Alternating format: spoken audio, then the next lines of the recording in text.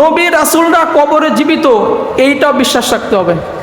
নবী এবং রাসূলরা কবরে জীবিত, এইটা বিশ্বাস আমাদের রাখতে হবে যে নবী এবং রাসূলরা কবরে জীবিত আছেন। মুমিন মুসলমান হিসেবে এই আকীদা, এই বিশ্বাস আমাদের রাখতে হবে। নবীজি বলেন, এই যে সারা পৃথিবীতে যত আমার উম্মারা আমার উপর দুরূদ সালাম পাঠায়, এক শ্রেণী ফেরেশতা আছে, এরা ওদের নাম ধরে ধরে আমার রওজায় বসে বসে বলে যে ইয়া রাসূলুল্লাহ সাল্লাল্লাহু আলাইহি সাল্লাম, পৃথিবীর আনাচে কানাচে অমুক প্রান্ত থেকে অমুক দেশ থেকে আপনার অমুক উম্মা আপনার উপর দুরূদ সালাম পাঠাইছে, তারা আমার কাছে পৌঁছাই দেয়, আমি কবরে বসে তাদের উত্তর দিই।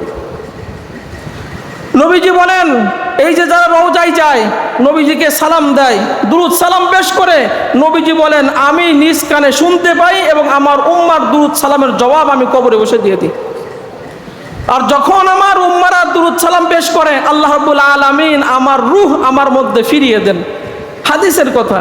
এই জন্য নবী এবং রাসূলরা কবরে জীবিত, এই বিশ্বাস আমাদের থাকতে হবে। এর